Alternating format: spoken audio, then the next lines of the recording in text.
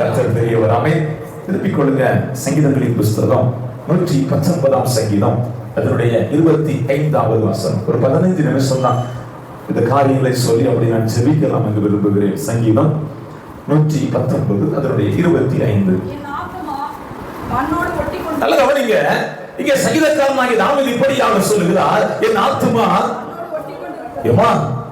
நம் சரீரம் மட்டுமல்ல நம் ஆத்மாவும் இன்றைக்கு மண்ணோடு ஒட்டி கொள்ளுகிற ஒரு அனுபவத்தை நாம் இந்த நாட்களிலே பார்க்க முடிகிறது. ஆனா வேதம் இப்படியாக சொல்லுகிறது, எவைகள் உயிர்ப்பிக்கும்? நம்ம ஆத்மா இன்றைக்கு மண்ணோடு ஒட்டி கொண்டிருப்பதை தேவன் உயிர்ப்பிக்க வேண்டும் என்று விரும்புகிறார். வேதத்தில் 7 விதமான உயிர்ப்பிப்பை குறித்து வேதம் சொல்லுகிறது. அதே போல வாசிங்க 119:25. என் ஆத்மா மண்ணோடு ஒட்டி கொண்டிருக்கிறது, உமது வசனத்தின்படி என்னை. முதலாவது வேதம் சொல்லுகிறது, கர்த்தருடைய வசனம் நம்மளை உயிர்ப்பிக்கிறது, ஒரு உயிர்ப்பீச்சு உண்டாக்க செய்கிறது. இரண்டாவது வேதம் இப்படியாக சொல்லுகிறது, அதோட 37வது வசனம் வாசிங்க. 119:37. நீர் என் கண்களை விலக்கி உமது வழிகளில் என்னை உயிர்ப்பி. முதலாவது தேவனுடைய வசனம் நம்மளை உயிர்ப்பிக்கிறது. இரண்டாவது வேதம் சொல்லுகிறது, அவருடைய வழி நம்மளை உயிர்ப்பிக்கிறது. அப்படி இன்னும் 5 காரியங்களை சொல்லிவிட்டு 2 அல்லது 3 நபர்களை உங்களுக்கு காண்பித்து கொடுத்து விட்டு வேகமானவர்களுக்கு ஜெபிக்கலாம் என்று விரும்புகிறேன். கர்த்தருடைய நீதி நம்மளை உயிர்ப்பிக்கிறது. 4வது கர்த்தரின் வாக்கு நம்மளை உயிர்ப்பிக்கிறது. 5வது கர்த்தருடைய கட்டளை நம்மளை உயிர்ப்பிக்கிறது. 6வது கர்த்தருடைய நியாயம் நம்மளை உயிர்ப்பிக்கிறது. 7வது கர்த்தருடைய கிருபை நம்மளை உயிர்ப்பிக்கிறது. ஹல்லேலூயா. சொல்லுங்க, கர்த்தருடைய வசனம் நம்மளை உயிர்ப்பிக்கிறது, கர்த்தருடைய வழி நம்மளை உயிர்ப்பிக்கிறது, கர்த்தருடைய நீதி நம்மளை உயிர்ப்பிக்கிறது, கர்த்தரின் வாக்கு நம்மளை உயிர்ப்பிக்கிறது, கர்த்தரின் கட்டளை நம்மளை உயிர்ப்பிக்கிறது, கர்த்தரின் நியாயம் நம்மளை உயிர்ப்பிக்கிறது. கடைசியாக கர்த்தருடைய கிருபை நம்மளை உயிர்ப்பிக்கிறது. கர்த்தருடைய சொல்லுங்க, கர்த்தருடைய கிருபை இல்லனா இதை நீங்க ஆராதனைக்கு வந்திருக்க முடியாது. ஏன் அப்படின்னா, ஒரு நாளைக்கு இந்த உலகத்தில் 1,50,000 பேர் மரிக்கிறார்கள். இதுல 75% பேர் வியாதிகளினால் மரிக்கிறார்கள். மீதம் உள்ளவர்கள் எப்படி மரிக்கிறார்கள்? விபத்துகளினால் மரிக்கிறார்கள். வெறும் 1% ஜனங்கள் மட்டுமே தன்னுடைய ஆயுசு நாட்கள் முடிவடைந்து மரிக்கிறார்கள். அப்ப நம்ம வந்திருப்போம். அல்லேலூயா. சொல்லி நான் நிர்மூலமாக இருக்கிறோம் தேவனுடைய கிருபையே. ஹல்லேலூயா. சரி, வேதத்தில் 2 அல்லது 3 பேர் எப்படி உயிர்ப்பிக்கப்பட்டார்கள் அப்படின்னு நான் என்ன செய்தால் என்னுடைய வாழ்க்கை உயிர்ப்பிக்கப்படும் என்று வேதத்தில் சொல்லப்பட்டிருக்கிறது. ஒரு முறை ஒரு ஊரிற்கு புதிதாக ஒரு ஊழியக்காரர் கடந்து சொல்லுகிறார். அந்த கிராமத்தில் எப்படி ஆகிலும் அந்த ஜனங்களை சுவிசேஷத்தை சொல்லி கர்த்தருக்குள் நடத்திவிட வேண்டும் என்கிற ஒரு தாகத்தோடு புறப்பட்டு சொல்லுகிறார். அப்போ அந்த கிராமத்தில் ரட்சிக்கப்பட்ட ஒரு மனிதன் இருந்தானாம். அவர் அந்த ஊழியக்காரரை பார்த்து இப்படியாக சொன்னான், ஒரு குடும்பத்தாரை காண்பித்து, இவர்கள் சாதாரணமானவர்கள் அல்ல, இவர்கள் குடும்பம் முழுவதும் திருட்டுத்தனத்தில் வாழ்கிறவர்கள். அதாவது தன்னுடைய முன்னோர்கள் காலத்திலிருந்தே திருடுவதை வழக்கமாக கொண்டுள்ளார்கள். ஆகவே நீங்க கொஞ்சம் கவனமா இருங்க, நிக்கிற இடத்துல உங்க பர்சன்டேஜ் இருவாங்க. அப்ப ரொம்ப கவனமாக இருங்கள் என்று சொன்ன பொழுது இவருக்குள்ள ஒரு தாகம், எப்படி ஆகிய இந்த குடும்பத்தினுடைய சத்தியத்திற்குள் வழிநடத்த வேண்டும் என்கிற ஒரு திட்டத்தோடு அந்த வீட்டிற்கு புறப்பட்டு செல்கிறார். புறப்பட்டு சென்றவுடன் இப்பொழுது புதிதாக வளர்ந்து வருகிற அந்த தலைமுறையாகிய 2 சிறுவர்களை அழைத்து, முதல்ல மூத்தவன் அழைச்சாரு, 2வது வெளியில் நிற்கப்பான்னு சொல்லிட்டு ஒரு கேள்வி கேட்டாராம், தேவன் எங்கே இருக்கிறார்? தேவன் எங்கே இருக்கிறார் அப்படின்னு உடனே அந்த பையன் கொஞ்ச நேரம் பேசவே இல்லை. நீ போ, அவன் தம்பியை கூட்டுறோம் அப்படின்னா அப்படின்ட்டு தம்பியை பேசினா ஃபாதர் ஒன்று என்ன செஞ்சுறாரு, அவங்க அப்படி சொல்லுவாங்க, ஃபாதர் உள்ள போடுறாரு அப்படின்னு. அப்ப எதுக்கு அப்படின்னு சொல்லி, டேய் முன்னாடி எல்லாம் ஏதாவது காணலைன்னா நம்மளை கூப்பிட்டு அது எங்க இது எங்கன்னு கேட்பாங்க. நீங்க தேவனையே காணலையாண்டா, தேவனையே காணலையாண்டா, அதான் எங்க இருக்காருன்னு கேட்கிறாரா அப்படின்னு. நேரம் அந்த 2 பிள்ளைகள் தன்னுடைய தகப்பனர்கள் பேசி சொன்னாங்களா, தகப்பனார் சொன்னாலாம், நாங்க திருட கூட்டம் தான், ஆனா கடவுள இருக்காரு, கடவுளை நோக்கினாங்க. சரி, நீங்க நம் வாழ்வை இன்றைக்கு மாற்றுகிற 3 காரியங்கள். முதலாவது வாசியுங்கள், தானியேலின் தீர்க்கதரிசன புஸ்தகம் அதனுடைய 1ஆம் அதிகாரம். தானியேலின் தீர்க்கதரிசன புஸ்தகம் அதனுடைய 1ஆம் அதிகாரம் அதனுடைய 8-9 வசனங்கள் ஒரு வாசிக்கலாமே. தானியேல் ராஜாவின் போதனத்திலும் அவர்கள் பானம் பண்ணும் திராட்சரசத்தினாலும் தன்னை தீட்டுப்படுத்தாதவர்கள் என்று தீட்டுப்படுத்தாதபடி தன் இதயத்தில் தீர்மானம் பண்ணிக்கொண்டு தீட்டுப்படுத்தாதபடி பிரதானிகளின் தலைவனிடத்தில் வேண்டிக் கொண்டான். தேவன் தானியேலுக்கு தயவும் இரக்கமும் கிடைக்கும்படி நீங்க தேவனுடைய இரக்கம், தேவனுடைய கிருபை நம்மளை உயிர்ப்பிக்க வேண்டுமானால் முதலாவது ஒரு தீர்மானம் எடுக்க வேண்டும். என்ன செய்யணும்? தீர்மானம். நம்முடைய தீர்மானம் நம்மளை உயிர்ப்பிக்கும். அல்லேலூயா. இவர்கள் சாதாரணமானவர்கள் அல்ல, ராஜ குலத்தை சார்ந்தவர்கள். இவர்களுடைய 18வது வயதில் அந்த தேசத்தின் ராஜா இவர்களை அடிமைகளாய் கொண்டு வருகிறார். அதில் தெரிந்தெடுக்கப்பட்ட ஒரு சிலரை தன்னுடைய ராஜஸ்தானத்தில் அதற்கு கீழ் பணி செய்வதற்கு அவர்களை நியமிக்கும்படியாக அவர்களுக்கு அந்த தேசத்தின் கல்தேயன் மொழியை கற்றுக் கொடுக்கப்படுகிறது. இவர்கள் கற்றுக்கொள்கிறார்கள். ஆனால் இவர்களுக்கு ஒரு நிபந்தனை, ராஜா எந்த போஜனத்தை உங்களுக்கு கொடுக்கிறாரோ அதை நீங்கள் புசிக்க வேண்டும். ஒரு தீர்மானம் எடுத்தான், விக்கிரகங்களுக்கு படைத்ததை நான் புசிப்பதில்லை. ராஜா போஜனம் சாதாரணமாக இருக்காது. அடிமையாய் கொண்டு வருகிற ஒரு இடத்துல ராஜ போஜனம் கொடுத்தா நம்ம சும்மாவா இருப்போம்? இருக்க மாட்டோம். ஆனால் தன்னுடைய இருதயத்தில் ஒரு தீர்மானம் எடுத்தான், எந்த உலகத்தின் காரியங்களும் என்னை தீட்டுப்படுத்தக்கூடாது. என் ஆத்துமா மண்ணோடு ஒட்டி கொண்டிருப்பதற்கு காரணம் தெரியுமா? உலகத்தில் எவைகளை நாம் விரும்புகிறோமோ அதை நாம் அனுபவிக்க வேண்டும் என்று நினைக்கிறோம். அதற்காக அல்ல. அப்போஸ்தலன் இப்படியாக சொல்கிறார், எல்லாவற்றையும் அனுபவிக்க எனக்கு அதிகாரம் உண்டு, ஆனால் எல்லாம் எனக்கு எனக்கு எல்லாம் அதிகாரங்கள் கொடுக்கப்பட்டிருந்தாலும், எல்லாம் என்னுடைய கரத்தில் பணங்கள் இருப்பதனால எல்லாம் வாங்கி புசிப்பதற்குரிய தகுதி எனக்கு இருந்தாலும், ஆனால் வேதம் சொல்கிறது அது உங்களுக்கு தகுதியானது அல்ல. காரணம், எல்லாவற்றையும் மேலான ஒருவரை நான் தேடி செல்வதற்காக ஆயத்தப்பட்டிருக்கிறேன். கரங்களை உயர்த்தி சத்தம் அல்லேலூயா. ஏன் நான் தீர்மானம் எடுக்கிறது தெரியுமா? எப்படி சொல்லி, ஏன்னா நான் 14,000 பேர் சிறந்தவரை விவாகம் பண்ணுவதற்கு நான் ஆயத்தப்பட்டுக் கொண்டிருக்கிறேன். அல்லேலூயா. ஆகவே நான் தீர்மானம் எடுத்துத்தான் ஆகும். எதுவும் என்னை தீட்டுப்படுத்துவதில்லை. அல்லது எப்படி சொல்லுங்க, நான் 14,000களில் சிறந்தவரை விவாகம் பண்ணுவதற்கு ஆயத்தமாக்கப்பட்டுக் கொண்டிருக்கிறேன். ஆகவே என் ஆத்துமா மண்ணோடு அல்ல, விண்ணோடு ஒட்டி கொள்ள வேண்டிய எல்லா கரங்களை உயர்த்தி, மண்ணோடு ஒட்டி கொண்டிருந்த அனுபவத்தை விட்டுவிட்டு விண்ணக ராஜ்யத்திற்கு அழைத்தவரை கிறிஸ்து இயேசுவையே முன்னோக்கி செல்ல வேண்டும் என்று கர்த்தருடைய ஆவியானவர் விரும்புகிறார். அந்த வேதம் சொல்கிறது, ஒருவன் என்னை பின்பற்ற விரும்பினால் தன்னைத்தான் வெறுத்து, நம்மளை வெறுத்தால் மட்டுமே நம் ஆத்மாவை மண்ணோடு ஒட்டி கொண்டிருந்த அனுபவத்தை விட்டு வெளியே கொண்டு வர முடியும். அல்லேலூயா. எல்லாவற்றையும் எனக்கு அனுமதிக்கிற அதிகாரம் இருந்தாலும் தகுதி இல்லாததை இது நான் தொடுவதில்லை. நான் ஒருவேளை தொடுவேனால் என் ஆத்மா எங்க ஒட்டி கொண்டிருக்கிறது? மண்ணோடு ஒட்டி கொண்டிருக்கிறது. மண்ணோடு அல்ல, விண்ணுலக ராஜ்யத்தையே நோக்கும்படியாக நான் அழைக்கப்பட்டிருக்கிறேன். அந்த அழைப்பில் நான் தவறாதபடி தேவன் எனக்கு அனுகிரகம் செய்வாராக. அல்லேலூயா. இவர்கள் அரச குலத்தில் பிறந்தவர்கள் தன்னுடைய வாலிப வயதில் இவர்கள் தேசத்துக்கு கொண்டு வரப்படுகிறார்கள். அதனால வேதம் தெளிவாய் சொல்கிறது, இவங்க சாதாரணமானவர்கள் அல்ல, அனுதினமும் ஜெபிக்கிறவர்கள். எது நேரம்? ஆமா, நம்ம 4-5 நேரம் சாப்பிடுவோமே தவிர 3 நேரம் ஜெபிக்க நீதி தவறாமல் இருந்தவர்கள், தன் கரத்தில் கொடுக்கப்பட்ட கடமைகளில் தவறாமல் இருந்தவர்கள், தாழ்மையாய் நடந்து கொண்டவர்கள். அது மட்டுமல்ல, வேதம் இப்படியாக சொல்கிறது, இனி நடக்க போகிற காரியங்கள் தெரிந்து கொண்டவர்கள். நமக்கு இனி நடக்க போற காரியம் தெரிஞ்சுட்டுனா என்னை விட்டா வேற யாரும் அப்படித்தானே? நான் யாரு தெரியுமா அப்படின்னு சொல்லி பேச, நீ யாருன்னு அவருக்கு நல்லா தெரியுமே, சொல்ல வேண்டிய அவசியம் இல்ல. நல்ல கவனிங்க. இப்படி தன்னுடைய வாழ்க்கையில் அவர்கள் எல்லாவற்றையும் ஆண்டவர்கள் அனுபவித்தவர்கள், ராஜகுலத்தை சார்ந்தவர்கள். ஆனா இன்றைக்கு ஒரு வாழ்க்கையில் தாழ்ந்து போக வேண்டிய ஒரு சூழ்நிலை. பரவாயில்லை, நான் அப்படிப்பட்ட ஒரு சூழ்நிலையில் வாழ்ந்தாலும் என் ஆத்மா மண்ணோடு ஒட்டி கொண்டிருப்பதற்கு நான் ஒருபோதும் அனுமதிப்பதில்லை என்று சொல்லி தன் ஆத்மாவை இந்த உலகத்தின் காரியத்திற்கு விலக்கிக் கொள்வதற்காக ஒரு தீர்மானம் எடுத்தார்கள். அல்லேலூயா. இன்னைக்கு நான் ஒரு தீர்மானம் எடுக்கிறேன், ஆண்டவரே என் ஆத்மா மண்ணோடு ஒட்டி கொண்டிருப்பதற்கு நான் ஒரு நாளும் என்னை விட்டு போடுவதில்லை. அல்லேலூயா. அதனால வேதம் சொல்கிறது, யூதாசுக்கு எதுக்கு மேல ஆசை? பணத்துக்கு மேல ஆசை.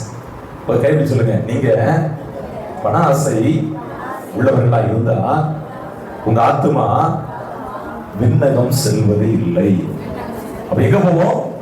நியாய தீர்ப்புக்கு என்று வைக்கப்பட்டிருக்கிற அந்த இடத்திற்கு நம்ம போவோம். ஆனா நான் மட்டும் உண்மையாய் நேர்மையாய் கர்த்தருக்கு பயப்படுகிற பயத்தோடு வாழ்ந்தேனானால் என் ஆத்துமா விண்ணகம் சொல்லும், மன்னவன் இயேசுவோடு ஒவ்வொரு நாளும் வாழும். அல்லேலூயா. கரங்களை உயர்த்தி சத்தமாய் அல்லேலூயா. நல்ல கவனிங்க.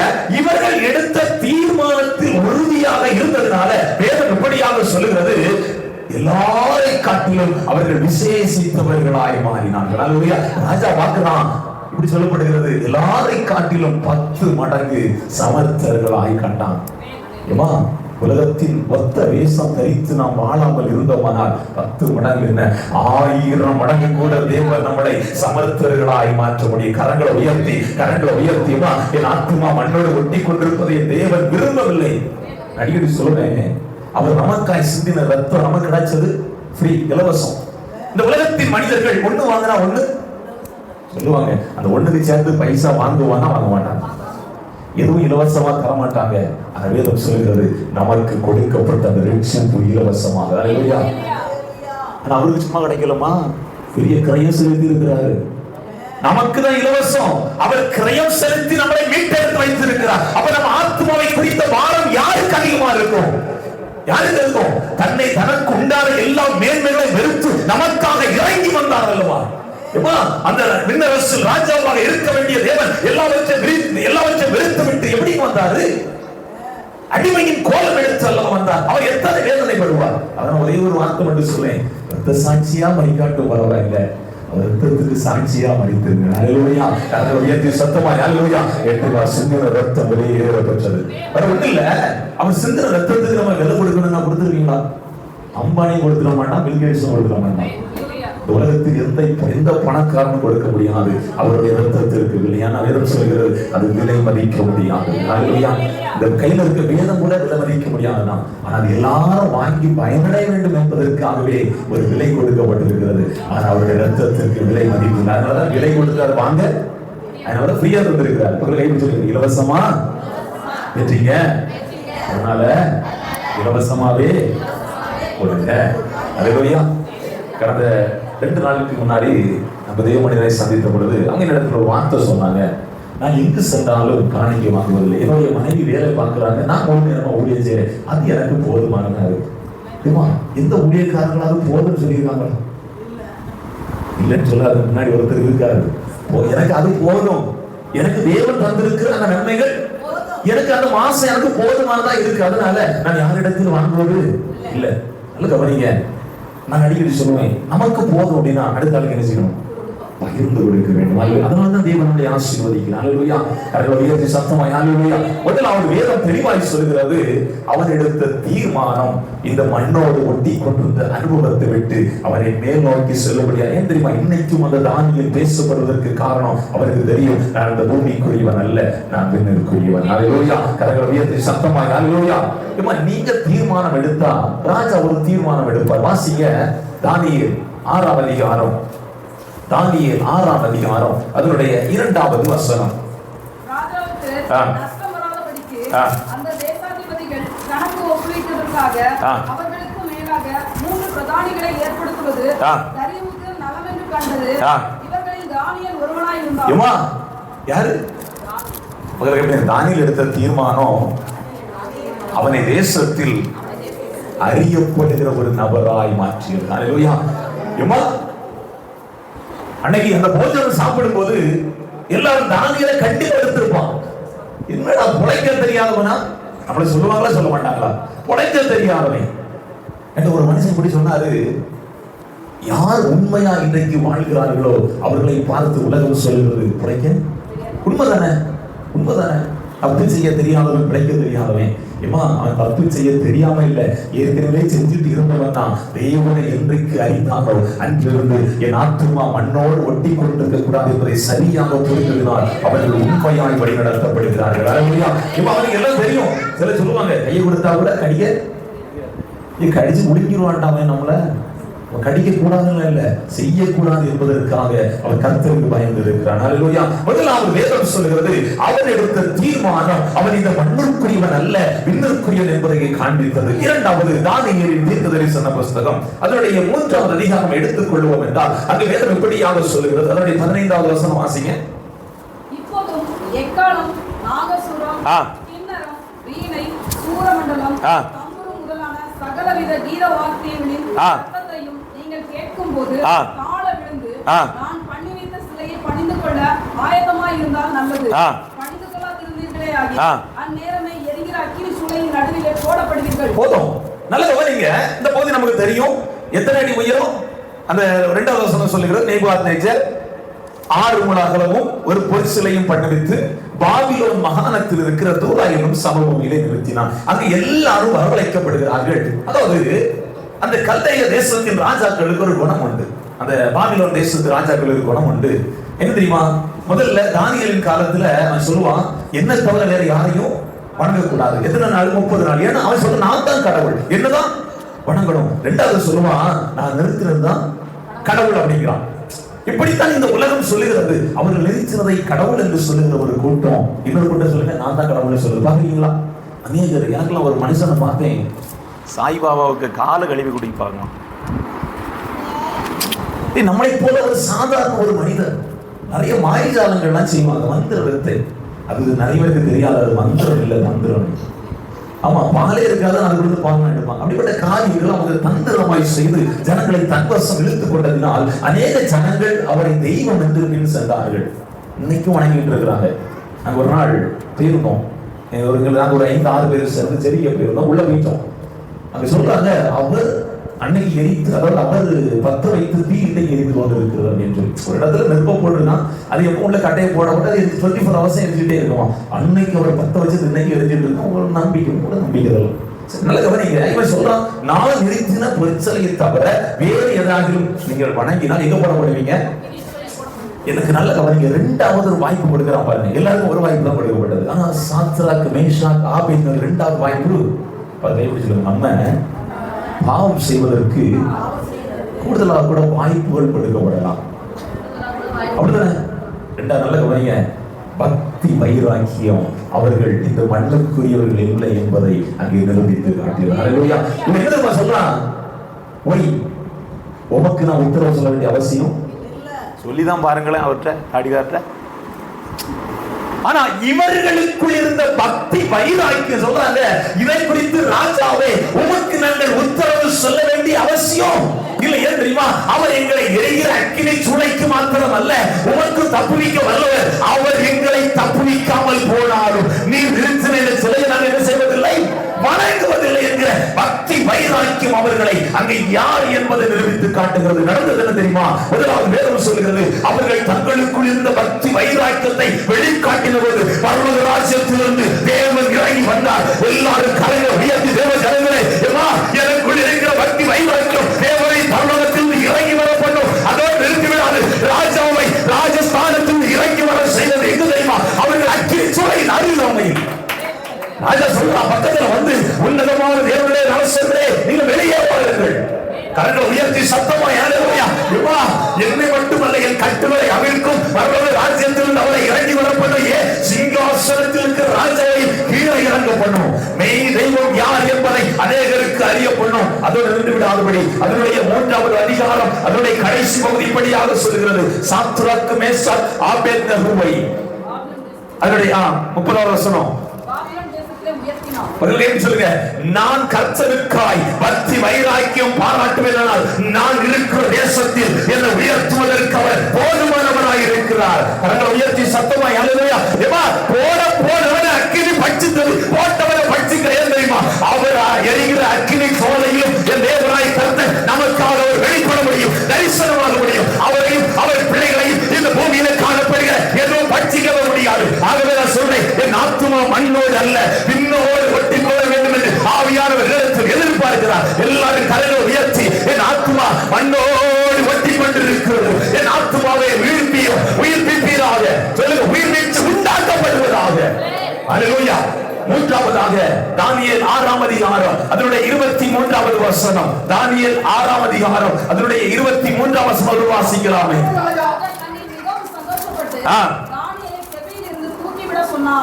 அப்படியே தானியேல் கெபியிலிருந்து தூக்கிவிடப்பட்டான். அவன் தன் தேவன் பேரில் விசுவாசமாய் இருந்தபடி அவனை ஒரு சேதமும். 3வது அவனுக்குள் இருந்த நம்பிக்கை, அவனுக்குள் இருந்த விசுவாசம் அவனை சிங்க கவியிலிருந்து வெளியே கொண்டு வந்தது. அதுக்கு அடுத்த பகுதி சொல்லப்படுகிறது, யார் இவனை போடும் என்று நினைத்தார்களோ அவர்கள் சிங்கத்தின் கவி கீழே போவதற்குள்ள எலும்பு கூட பேசியாங்க. எலும்பு கூட பேசியாங்கள. சொல்லுங்க, உன்னை தொடுகிறவர் என் கண்ணின் மைய தொடுகிறான். தொட்டுதான் பாரு, தொட்டுதான் பாரு. ஹல்லேலூயா, ஹல்லேலூயா சொல்லுவாங்கல்ல, தொட்டா நீ அவ்வளவுதான். வேதம் அப்படிதான் சொல்லுது. என்ன தொட்டுட்டான்னா அவருக்கு கண்ணின் மணிய என்னை தொடுவோம் கண்மணியை தொடுவதாக உனைத்ததாலே ஸ்தோத்திரம். ஆபத்திலே அருண் துணையே பாதைக்கு நல்ல தீபமிதே. என்னை மறவா இயேசுநாதா உந்தன் தயவால் என்னை நடத்தும். மூன்றாவது வேதம் சொல்லுகிறது, அவர்கள் விசுவாசமா இருந்ததினால் அவரை கர்த்தர் சிங்கத்தின் வாய்க்கு தப்புவிக்கிறார், பொல்லாத மனிதர்களின் சூழ்ச்சிக்கு விடுவிக்கிறார். இங்க மட்டுமல்ல, 6:26 இப்படியாக சொல்லுகிறது, என் ராஜ்யத்தின் ஆள்கைக்குள் எங்கும் உள்ளவர்கள் யாவரும் தானியேலின் தேவனுக்கு முன்பாக நடுங்கி பயப்படணும். அவங்களை கையப்பிடிச்சு சொல்லுங்க, நான் தேவனாகிய கர்த்தர் மேல முழுமையாக விசுவாசம் வச்சிருப்பேனா, என் பின்னாடி இருக்கிறவன தேவ ராஜ்யத்தின் அன்பை சொல்லும்படியாக அந்த தேசத்தின் ராஜாவே எழும்புவார். இங்க ராஜா சொல்றாரு, தானியேல் தேவனுக்கு முன்பாக பயந்து நடுங்குங்கள், அவர் ஒருவரே தேவன், அவரை போல ரட்சிக்கவர் வல்லவர் இந்த பூமியில் ஒருவரும் இல்லை என்று சொல்லி எந்த ராஜா சிங்க கவியில போடணும்னு சொன்னாரோ அதே ராஜா அங்கே சட்டம் போடுகிறதை பார்க்க முடிகிறது. எப்படி சொல்லுங்க, நான் சரியா இல்லாததுனால சட்டம்லாம் எனக்கு எதிராக இருக்கு. உண்மைதானே? என் ஆத்மா மண்ணோடு ஒட்டி கொண்டிருப்பதனால சட்டங்கள் எல்லாம் எனக்கு எதிராக இருக்கிறது. என்னைக்கு நான் இந்த மண்ணுக்குரிய நன்மை இல்லை என்ற எண்ணங்கள் நமக்குள் உண்டாகிறதோ அன்றைக்கு இந்த தேசத்தின் சட்ட திட்டங்களை தேவன் மாற்றுவதற்கு போதுமானவராக இருக்கிறார். அல்லேலூயா.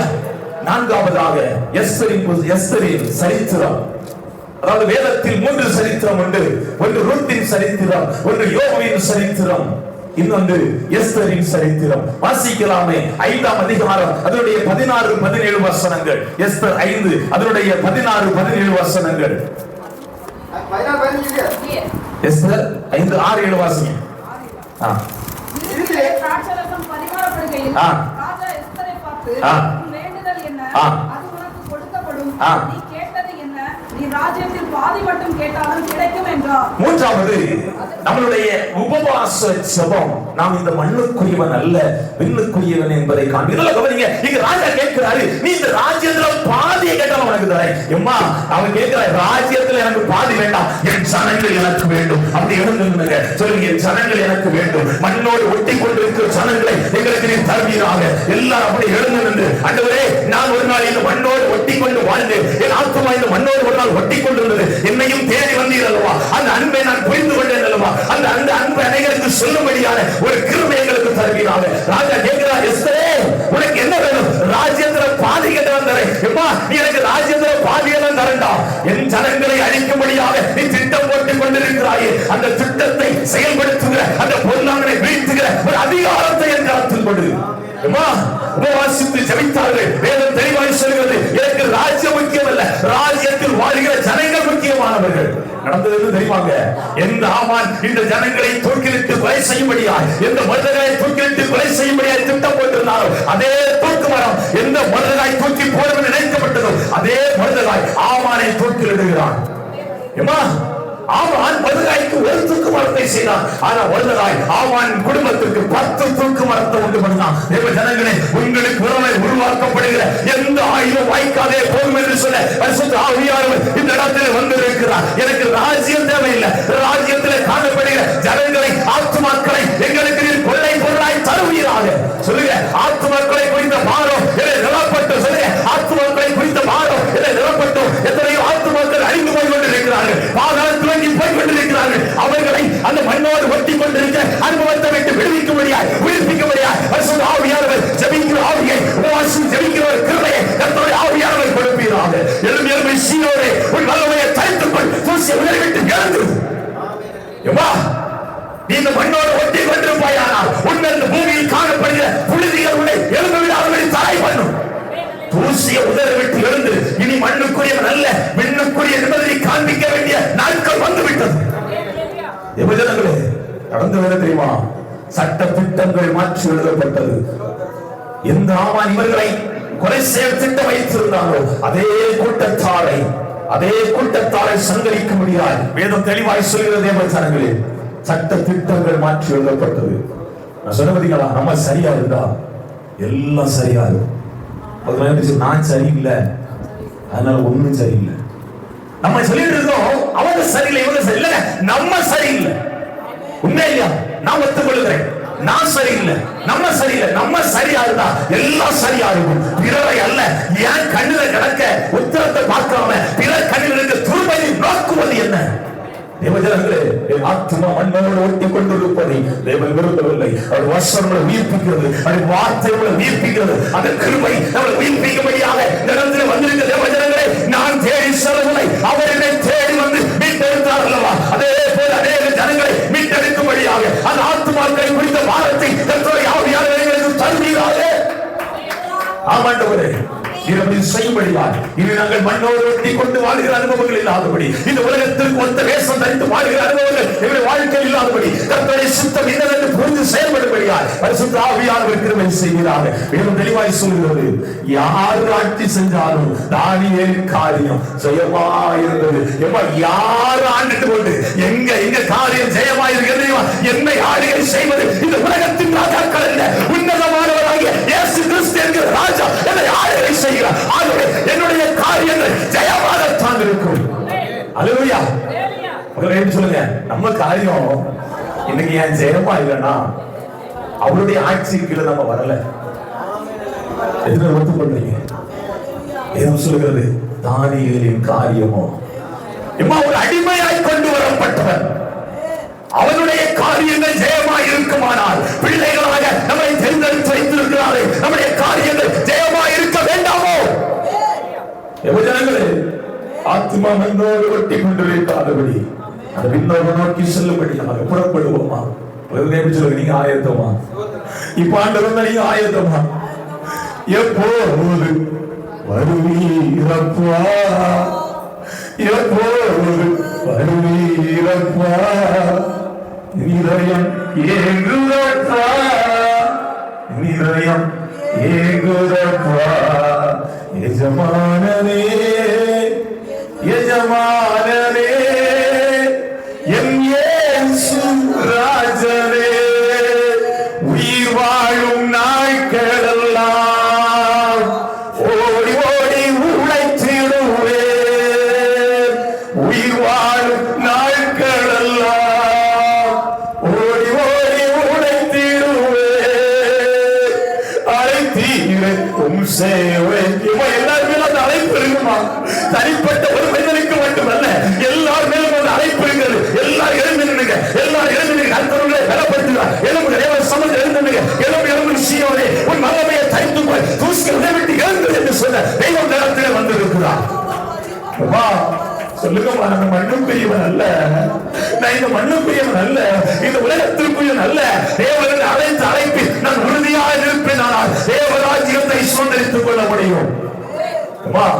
நாவின் வார்த்தைகளை காத்துக் கொள்ளுங்கள், உங்கள் சிந்தனைகளை காத்துக் கொள்ளுங்கள், உங்கள் பார்வைகளை காத்துக் கொள்ளுங்கள், உங்கள் யோசனைகளை காத்துக் கொள்ளுங்கள், உங்கள் செய்கைகளை காத்துக் கொள்ளுங்கள், உங்கள் நடக்கைகளை காத்துக் கொள்ளுங்கள். அப்பொழுது நீங்கள் உயிர் வீழ்ச்சி அடைவீர்கள். தேவனை உயிர்ப்பிப்பார், தேவனை உயிர்ப்பிப்பார். பேசுகிறோம் செய்கிறோம் அப்படி அல்ல, எதை பேசுகிறோம் செய்ய வேண்டும், எதை செய்கிறோமோ அதை மட்டுமே பேச வேண்டும். பக்கத்து வீட்டுக்காரன் சாட்சியை கேட்டு ஐயா சொன்னாங்க, ஊழியக்காரன் உன் ஃப்ரெண்ட் யாருன்னு தெரிஞ்ச நீ யார் என்பதை அட்டவணை போட்டு விடலாம். அப்படி அல்ல, என் நண்பர் இயேசு. சொல்லுங்க, நண்பர் இயேசு, என் நண்பர் இயேசு. வேதம் தெளிவாக சொல்கிறது, ஒரு சிநேகிதரை போல கர்த்தர் ஆபிரகாமோடு மோசேயோடு பேசினார் அல்லவா? அவர் என்னுடைய சிநேகிதர். நல்வழியிலிருந்து நடத்தும்படியாக அவர் நல்ல போதகராய் என்னை போதித்து நடத்துகிறார் அல்லவா? புல்லுள்ள இடங்களில் மேய்க்கும்படியாய் நல்ல மேய்ப்பராய் இருக்கிறார் அல்லவா? என்னை நல்ல சீசராய் மாற்றுவதற்கு நல்ல தலைவராய் இருக்கிறார் அல்லவா? என்ன நல்ல ஒரு மேலே கொண்டு சொல்வதற்கு என்னை வழிநடத்துள்ள தலைவராய் இருக்கிறார் அல்லவா? அதோடு விடாதபடி அவர் என்னுடைய நல்ல தகப்பனாய் இருந்து என்னை நடத்துகிறார் அல்லவா? எல்லாருக்கும் நான் எல்லாம் ஆனேன், அனைவருக்கும் நான் அடிமையானேன் என்று அப்போஸ்தலனாகிய பவுல் சொல்கிறதை பார்க்க முடிகிறது. யார் என்ன சொன்னாலும் பரவாயில்லை, நான் என்னுடைய வாழ்க்கை எப்படி இருக்கிறது, என் ஆத்மா எப்படி இருக்கிறது. மண்ணான மனிதன் மண்ணிலிருந்து எடுக்கப்பட்டபடியினால் மண்ணுக்கு திரும்புவான். ஆவி தன்னை தந்த தேவனிடத்திற்கு சொல்கிறது. நிறைய சொல்றாங்க, செத்து போன ஆவிகள் பூமியிலே உலாவுகிறது. இல்லவே இல்லை, அது தேவனிடத்தில் செல்கிறது. அது தேவனிடத்தில் செல்கிறது. மண்ணான மனிதன் மண்ணிலிருந்து எடுக்கப்பட்டபடியினால் அவன் மண்ணுக்கு திரும்புகிறான். ஆத்மாவிற்கோ ஒரு பெரிய கேள்வி வைக்கப்பட்டிருக்கிறது, நியாய தீர்ப்பு வைக்கப்பட்டிருக்கிறது. அந்த ஆத்மா எங்கே செல்லும்? இன்றைக்கு நீ மரித்தால் உன் ஆத்மா எங்கே செல்லும்? மாறிடுதே. சகோதரா, சகோதரி, இன்றைக்கு நீ மரித்தாயானால் நீ எங்கே சொல்லுவாய்? நீ எங்கே சொல்லுவாய்? ஒருவேளை இன்றைக்கு வருகை இருக்குமானால் நீ எங்கே சொல்லுவாய்? நான் கிறிஸ்தவன் தான் என்று வாழ்ந்து கொண்டிருக்கிறாயோ? இல்லை, உன்னை போல் பரிதவிக்கப்பட்டவர் இந்த பூமியில் இல்லை. அவர் வருகிற பொழுது நீ கைவிடப்பட்டு விடுவாய் என்பதை மறந்து விடாது. சொல்லுங்க, இந்த மண்ணுலகின் வாழ்க்கை வாழ்வதற்காய் நான் அழைக்கப்படவில்லை, விண்ணக வாழ்க்கைக்காக என்னை தருகிறேன் ஆண்டவரே. பின்னின் வார்த்தைக்கு என்னை தருகிறேன், உண்மை உள்ளவர் என்றாரோ. பின்னின் வார்த்தைக்கு என்னை தருகிறேன், உண்மை உள்ளவர் என்றாரோ. ஆமாண்டவரே, நான் இந்த பூமிக்குரியவன் அல்லப்பா, பரலோக ராஜ்யத்திற்குரியவன். ஏன்னா எங்க அப்பா பரலோகத்தில் இருக்காரு. அப்போ சொல்லுவாங்கல்ல, 8 அடி பாய்ச்சா பிள்ளை எத்தனை அடி பாயணும்? பின்னாடி போனது மாதிரி தெரியுது எனக்கு. இல்லைங்க, முன்னோக்கி சொல்லுகிறவர்கள் வேதம் சொல்லுகிறது, என்னை விசுவாசிக்கிறவன் என்னிலும் பெரிய காரியங்களை செய்வார். இயேசு வஸ்திரத்தை தொட்டபோது சுத்தமாக்கப்பட்டது. ஆனால் பேதுருக்கு வஸ்திரத்தை மட்டும் போட்டாலே போதும், சுகம். இதுதான் தேவனை குறித்த அறிவு. தேவன் நமக்குள் வாசம் பண்ணுகிறார் என்பதற்குரிய ஒரு நிரந்தரமான ஒரு தீர்வு. அவர்கள் எடுத்த தீர்மானம், அவர்களுக்குள் இருந்த பக்தி வைராக்கியம், தானியேலுக்குள் இருந்த விசுவாசம், எஸ்தர் மர்தோகிக்குள் இருந்த ஜெபம் அநேகரை உயிர்ப்பித்தது போல நாங்களும் எங்களுக்குள் இந்த காரியங்கள் வருகிற பொழுது அன்றைக்கு அந்த வினயவாஸ் கர்த்தருக்கு அகத்தி வைராக்கியம் பாராட்டினார். சபைக்குள்ள தேசித்தனம் 2 பேரை பப்ளிக் எல்லாரும் முன்னாடி குத்தி கொண்டு போட்டாங்க. வேதம் சொல்லுகிறது, ஏமா சபை பரிசுத்த ஸ்தலம். எல்லாரும் சொல்லுங்க, இது என் சபை இல்ல, உங்க சபை இல்ல, தேவ சபை. தேவ சபை தேவனுக்கு இடம், இது ஒரு பொதுவான இடம். எல்லாருக்கும் முழு அதிகாரம் நான் கொடுக்கிறேன். தெரியுமா, இது தேவ சபை. தேவ சபை அது ஒரு நாள் வந்து பயபக்தியோடு இடத்தில் வந்து கலந்து கொள்ள வேண்டும். அவனுடைய பரலோகத்தினால் இந்த கிருபைக்காக நன்றி. எங்கள் ஆத்மாவை உயிர்ப்பித்ததற்காக அன்றைக்கு எசேக்கியா ராஜா எப்படி தேவர்கள் நம்பிக்கை வைத்திருந்தாரோ அதை விட நான் இப்படி சொல்லுவேங்க, ஆண்டவர் பைபிள் எழுதி வச்சிருக்காரு, முன்னும் இருந்ததில்லை பின்னும் அந்த சரித்திரத்தெல்லாம் மாற்றி எழுத நம்ம அழைக்கப்பட்டிருக்கிறோம். ஒருத்தர் ஒன்றும் சொல்லணும், ஒருத்தர் வாழ்ந்துட்டு இருக்கான்னு சொல்லணும். அப்படிப்பட்ட ஒரு நம்பிக்கை வைக்கும்படியாக தேவன் அழைத்து இருக்கிறார். ஆமாண்டவரே, அதை ஒருவரு மறுத்து விடாதபடி நாங்கள் சரித்திரம் வரைக்கும் அழைக்கப்பட்டிருக்கின்றது. ஒரு நாளும் நாங்கள் மறந்து விடாதபடி நாங்கள் தொடர்ந்து செயல்பட பரிசுத்தாவியானவர் கிருபை செய்யும். சகல துதிகர மகிமையாவது எடுத்துக்கொள்ளும். மீட்பர் இயேசுவின் நாமத்தில் ஜெபம் கேளும். ஜீவனுள்ள நல்ல பிதாவே, ஆமென்.